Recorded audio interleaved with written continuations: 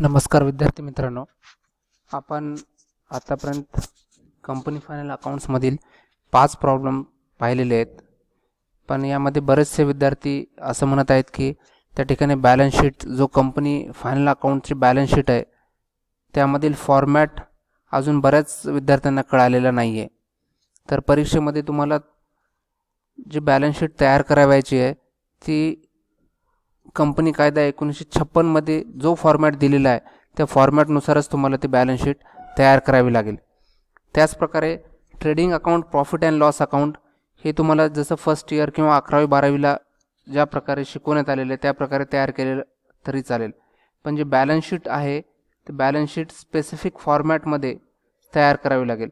म्हणजे जे ॲटम या ठिकाणी दिलेले आहेत ते त्याच क्रमाने त्या ठिकाणी लिहावे लागतील. तरी मी आज फक्त विद्यार्थ्यांच्या माहितीसाठी trading account, profit and loss अकाउंटचा फॉर्मॅट देत आहे.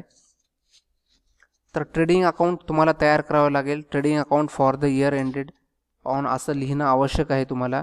आणि जो काही कालावधी आहे तो कालावधी तुम्हाला त्या ठिकाणी द्यावा लागेल. आता ट्रेडिंग अकाउंटच्या डेबिट साईडला ओपनिंग स्टॉक, परचेसेस असे काही ॲटम्स येतील जे की प्रत्यक्ष खर्चाचे पदे आहेत. आता परचेसमधून परचेस रिटर्न लेस करावं लागेल. Coal and gas, water debit साईडला येईल. कॅरेज इनवर्ड, वाहतुकीचा खर्च, जो माल आपण आपल्या उत्पादनासाठी विकत घेतलेला आहे त्याच्या वाहतुकीचा खर्च डेबिट साईडला घ्यावा लागेल. त्यानंतर वेजेसचा खर्च डेबिट साईडला घ्यावा लागेल. आणि वेजेस जर आउटस्टँडिंग जर असतील तर त्याची नोंद देखील आपल्याला या ठिकाणी डेबिट साईडला करावी लागेल. त्याचप्रकारे क्रेडिट साईडला तुम्हाला विक्रीची नोंद करावी लागेल. आणि विक्री परत जर काही असेल तर विक्री परत सेल्समधून लेस करावं लागेल. आणि क्लोजिंग स्टॉकची नोंद देखील तुम्हाला ट्रेडिंग अकाउंटच्या क्रेडिट साईडला करावी लागेल. क्रेडिट साईडमधून डेबिट साईड जर वजा केली आपल्याला तर ग्रॉस प्रॉफिट मिळेल. म्हणजे डेबिट साईडला या ठिकाणी आपल्याला बॅलन्स मिळेल. आणि डेबिटमधून क्रेडिट वजा जर केली, डेबिट साईडची जर टोटल जास्त असेल आणि क्रेडिट साईड लहान असेल तर त्यावेळेस तुम्हाला बॅलन्स या ठिकाणी क्रेडिट साईडला प्राप्त होईल. त्यानंतर प्रॉफिट अँड लॉस अकाउंटचा जर फॉर्मॅट पाहिला आपण तर तो देखील साधा सोपा फॉर्मॅट आहे. अप्रत्यक्ष खर्च आणि अप्रत्यक्ष उत्पन्नाची नोंद या ठिकाणी प्रॉफिट अँड लॉस अकाउंटला केली जाते. अप्रत्यक्ष उत्पन्नाची पदे क्रेडिट साईडला घेतली जातील तर अप्रत्यक्ष खर्चाची पदे जे आहेत ती डेबिट साईडला घेतली जातील. उदाहरणार्थ depreciation on furniture, plant, building किंवा लँड किंवा जे काही गुडविल रिटर्न ऑफ, हे सर्व बाबी आपल्याला जी काही खर्चाची पदे आहेत किंवा नुकसानीची पदे आहेत ती डेबिट साईडला घेतली जातील.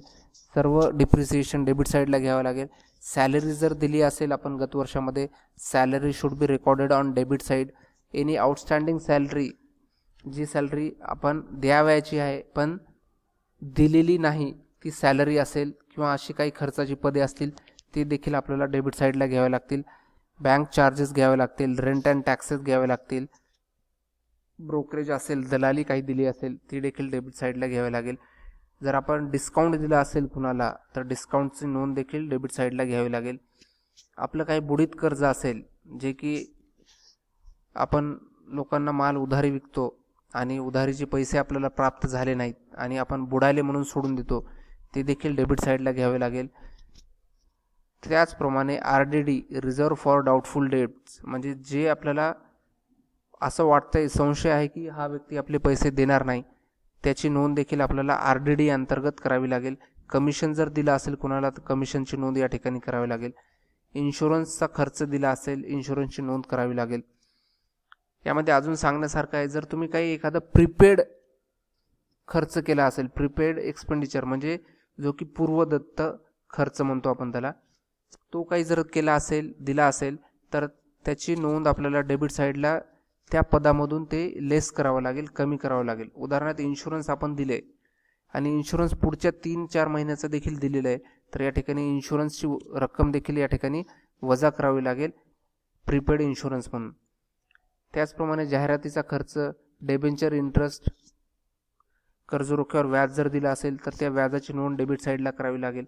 जर व्याज काही शिल्लक राहिलं असेल, जे की व्याज आपण दिलेलं आहे आणि अजून काही व्याज द्यायचं आहे कर्ज रोख्यावर, तर त्याची नोंद देखील आपल्याला डेबिट साईडला करावी लागेल. आणि सर्वसामान्य खर्चाची नोंद देखील आपल्याला डेबिट साईडला करावी लागेल. त्याचप्रमाणे क्रेडिट साईड जर पाहिलं आपण तर डिस्काउंट मिळाला असेल म्हणजे कोणतंही उत्पन्न आपल्याला प्राप्त झालं असेल तर ते उत्पन्न आपल्याला क्रेडिट साईडला घ्यावं लागेल. Such as discount received, commission received, rent received किंवा any other indirect income we have received that should be recorded on credit side of profit and loss account. आता यामधून डेबिट साईड मोठी असेल किंवा क्रेडिट साईड मोठी असेल, जे काही येईल त्या ठिकाणी आपल्याला करंट इयर प्रॉफिट म्हणावं लागेल बॅलन्सला किंवा करंट इयर लॉस आपल्याला प्राप्त होईल. तर हा जे प्रॉफिट आहे किंवा लॉस आहे ते आपल्याला प्रॉफिट अँड लॉस ॲप्रोप्रिएशन अकाउंटला ट्रान्सफर करावं लागेल.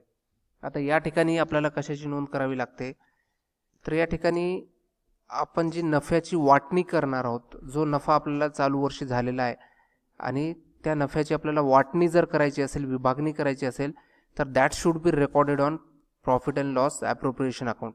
आपण खर्चाची नोंद आपण या ठिकाणी करतो, पण नफ्याची वाटणी आहे, वाटणी म्हणजे विभागणी आहे, सच ॲज डिव्हिडंड आहे, लाभांश. तर लाभांश आपण भागधारकांना वितरित करतो. का वितरित करतो? कारण त्यांनी कंपनीमध्ये जे भांडवल गुंतवलेलं आहे त्या भांडवलावर आपल्याला लाभांश जर जाहीर केला असेल, जर दिला असेल, तर त्याची नोंद आपल्याला प्रॉफिट अँड लॉस ॲप्रोप्रिएशन खात्याला करावी लागते. त्याची नोंद आपल्याला प्रॉफिट अँड लॉस अकाउंटला नाही करता येणार, कारण ही नफ्याची विभागणी आहे. विभागणी असल्यामुळं ती विभागणी जी आहे ती डेबिट साईडला करावी लागेल. जसे की डिव्हिडंड दिला असेल किंवा फायनल डिव्हिडंड दिला असेल, इंटरिम डिव्हिडंड दिला असेल, तर त्याची नोंद आपल्याला इथं करावी लागेल डेबिट साईडला. त्यानंतर रिझर्वला जर काही फंड ट्रान्सफर केला असेल त्याची नोंद देखील आपल्याला डेबिट साईडलाच करावी लागेल. आणि यामधून जे काही प्रॉफिट किंवा लॉस येईल ते प्रॉफिट किंवा लॉस आपल्याला या ठिकाणी बॅलन्स शीटला ट्रान्सफर करावं लागेल, जे की आपल्याला या ठिकाणी दिसेल रिझर्व अँड सरप्लसच्या अंतर्गत नेट प्रॉफिट असेल तर नेट प्रॉफिट इथं ट्रान्सफर करावं लागेल. आता हा सर्वसामान्य जर पाहिलं तुम्ही तर हा कंपनी कायदा 1956 नुसार बॅलन्स शीट तुम्हाला अशा प्रकारे करावी लागेल. याच्या लॅबिलिटी साईड आणि ॲसेट साईड असे दोन बाजू असतात. त्यामध्ये लॅबिलिटी साईडला जर पाहिलं तर नंबर एकला पद येईल शेअर कॅपिटल, भांडवल. आता या भाग भांडवल येईल. आता या भाग भांडवलमध्ये तुम्हाला सामान्य भाग किती आहेत ते दाखवावं लागेल. जसं की या ठिकाणी मी उदाहरण दिलेलं आहे 40,000 shares at the rate of 10 rupees each, 40,000 भाग 10 रुपये प्रमाणे. तर हे या ठिकाणी लिहावं लागेल आपल्याला. तर पहिलं पद आहे शेअर कॅपिटल. या शेअर कॅपिटलच्या अंतर्गत तुम्हाला equity share capital, preference share capital अशा दोन्ही भागांची भाग भांडवलाची नोंद करावी लागेल. दोन्ही भाग भांडवल या ठिकाणी नोंदवलं जाईल. जर तुमचं काही त्या ठिकाणी भागधारकांनी पैसे दिले नसतील, भागावरील पैसे दिलेच नसतील किंवा त्यांच्याकडेच बाकी असेल, तर त्याला कॉल इन एरियस म्हणून भांडवलामधून ते वजा करावे लागतील आणि जे काही भांडवल शिल्लक राहील, मिळालेलं प्राप्त भांडवल, ते आपल्याला आउटर कॉलमला घ्यावं लागेल. त्यानंतर दुसरा क्रमांक आहे रिझर्व अँड सरप्लस. म्हणजे तुमच्याकडे जो काही नफा आहे, जी काही संचिती आहे ती 2 नंबरला नोंदवली जाईल. यामध्ये नेट प्रॉफिट येईल, जनरल रिझर्व येईल. जनरल रिझर्वमध्ये यावर्षी जर काही ट्रान्सफर जर केला असेल तर त्या ट्रान्सफरची नोंद आपल्याला या ठिकाणी मिळेल. शेअर प्रीमियम असेल, शेअर प्रीमियमची नोंद या ठिकाणी करावी लागेल रिझर्व अँड सरप्लसमध्ये. कॅपिटल रिझर्व, भांडवली संचिती असेल त्याची देखील नोंद या ठिकाणी केली जाईल. त्यानंतर तिसरं जे पद आहे ते सिक्युअर्ड लोन्स आहे, सुरक्षित कर्जरोखे. आता या ठिकाणी सुरक्षित कर्जरोखे म्हणजे काय, तर जे कर्जरोखे कंपनीने घेतलेलं आहे आणि ज्यावर कंपनीने सुरक्षा प्रदान केली आहे, काहीतरी लोन घेतल्यानंतर त्यांनी संपत्ती गहाण टाकलेली आहे, त्या अशा कर्जरोख्याची नोंद आपल्याला सिक्युअर्ड लोनच्या अंतर्गत करावी लागेल. उदाहरणार्थ डिबेंचर आहे, तर डिबेंचरसाठी आपण काहीतरी गहाण संपत्ती टाकत असतो, काहीतरी संपत्ती गहाण देत असतो, तर ती आपल्याला या पदाअंतर्गत सिक्युअर्ड लोन अंतर्गत घ्यावी लागेल. त्याचप्रमाणे जर आपण काही व्याज जर द्यावयाचं बाकी असेल, आउटस्टँडिंग इंटरेस्ट असेल, तर त्याची देखील नोंद आपल्याला या ठिकाणी करावी लागेल. अनसिक्युअर्ड लोन्स नंतरचं पद आहे अनसिक्युअर्ड लोन्स म्हणजेच असुरक्षित कर्जरोखे. जर कंपनीने काही कर्जरोखे घेतलेले आहे आणि त्यावर कोणतीच संपत्ती तारण दिली नसेल, गहाण ठेवली नसेल, तर त्याची नोंद आपल्याला अनसिक्युअर्ड लोन्सच्या अंतर्गत करावी लागेल. त्यानंतर 5वं पद आहे करंट लायबिलिटी अँड प्रोव्हिजन, चालू देयता आणि तरतुदी. आता चालू देयतेमध्ये तुम्हाला मित्रांनो माहिती आहे क्रेडिटर्स येतात, आउटस्टँडिंग वेजेस असेल, इन्शुरन्स असेल, रेंट अँड टॅक्सेस असतील, सॅलरी असतील, हे सर्व पदे जे आहेत ते अदत्त पदे जी आहेत ती करंट लायबिलिटीच्या अंतर्गत घ्यावी लागतील. त्यानंतर बिल्स पेएबल आहे, जे काही आपल्याला प्राप्त आपण विपत्र दिलेली आहेत तर ते देय विपत्रे आपल्याला या ठिकाणी घ्यावे लागतील, bills payable. Outstanding rent taxes हे वर घेतलेलंच आहे. त्यानंतर तरतुदीचा कॉलम जो आहे तो तरतूद जे असते ती तरतूद करंट लायबिलिटीज अँड प्रोव्हिजनच्या बी सेक्शनला घ्यावी लागेल. यामध्ये अंतरिम लाभांश जर दिला असेल, द्यावयाचा असेल तर त्याची नोंद या ठिकाणी करावी लागेल. जर दिला असेल तो लाभांश तर त्याची नोंद इथे करण्याची आवश्यकता नाही, पण जर लाभांश जाहीर केला असेल तर तो लाभांश आपल्याला प्रोव्हिजनच्या अंतर्गत घ्यावा लागेल. जसे की फायनल डिव्हिडंड आहे, इंटरिम डिव्हिडंड आहे किंवा टॅक्ससाठी प्रोव्हिजन केली असेल, ते सर्व प्रोव्हिजन्स आपल्याला तरतुदी प्रोव्हिजनच्या अंतर्गत घ्यावे लागतील. आता हा लायबिलिटीजचा फॉर्मॅट झालेला आहे. त्याचप्रमाणे ॲसेटचा जर फॉर्मॅट पाहिला आपण तर सुरुवातीला फिक्स्ड ॲसेट जे की स्थिर संपत्ती आहे, ते स्थिर संपत्ती आपल्याला या ठिकाणी ॲसेट साईडला घ्यावी लागेल. सुरुवातीचं पद आहे फिक्स्ड ॲसेट, त्याच्यामध्ये प्लांट अँड मशिनरी येईल, पॅटर्न्स येतील, साचे म्हणायला, बिल्डिंग आहे, लँड आहे, फर्निचर आहे, गुडविल आहे, व्हेकल आहे, ही सर्व पदे फिक्स्ड ॲसेटची आहेत. आता गुडविल म्हणजे ख्याती आहे, फर्निचर म्हणजे आपण जे कंपनीमध्ये फर्निचर वापरू आपण त्याला म्हणायचं आपण, व्हेकल म्हणजे वाहन, कंपनीने वाहन जर घेतलं असेल तर त्याची नोंद आपल्याला या ठिकाणी फिक्स्ड ॲसेटच्या अंतर्गत करावी लागेल. नंतरचं पद आहे इन्व्हेस्टमेंट, गुंतवणूक. कंपनीने जी काही गुंतवणूक केलेली असेल बाहेर कंपनीच्या व्यतिरिक्त दुसरीकडे, जसे की गव्हर्नमेंटमध्ये आहे किंवा दुसऱ्या कंपनीच्या शेअर्समध्ये गुंतवणूक केली असेल, त्याची नोंद आपल्याला इन्व्हेस्टमेंटच्या अंतर्गत घ्यावी लागेल. नंतरचं पद आहे, तिसरं पद आहे current assets and loans and advances. चालू संपत्ती आणि कर्जरोखे किंवा ॲडव्हान्स दिलेला असेल. यामध्ये ए नंबरचा आहे करंट ॲसेट, चालू संपत्ती. यामध्ये क्लोजिंग स्टॉक येईल, डेटर्स येतील, डेटर्समधून बॅड डेट्स जर असतील किंवा आरडीडी असेल ते वजा करावं लागेल डेटर्समधून. जर तुम्ही एखादं खर्च जो आहे तो अगोदरच दिलेला असेल, जसं की प्रीपेड इन्शुरन्स आहे, प्रीपेड सॅलरी आहे, तर ती आपल्याला करंट ॲसेटच्या अंतर्गत घ्यावी लागेल. त्यानंतर cash in hand, cash at bank, हे सर्व पदे आपल्याला करंट ॲसेटच्या अंतर्गतच घ्यावी लागते. त्यानंतर लोन्स अँड ॲडव्हान्स, जर तुम्ही कोणाला लोन्स दिला असेल किंवा ॲडव्हान्स दिला असेल तर त्याची नोंद आपल्याला या अंतर्गत करावी लागेल. जसे की बिल्स रिसिवेबल आहे, हे एक उदाहरण आहे लोन्स अँड ॲडव्हान्सचं, तर त्याची नोंद तुम्हाला लोन्स अँड ॲडव्हान्सेसच्या अंतर्गत करावी लागेल.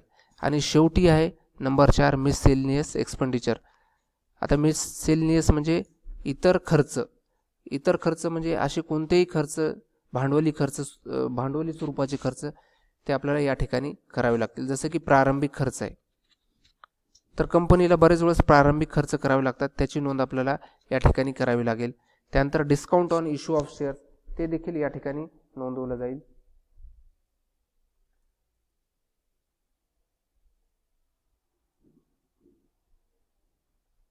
ते सर्व नोंदी आपल्याला या ठिकाणी मिससेलिनियस एक्सपेंडिचरच्या अंतर्गत करावे लागतील.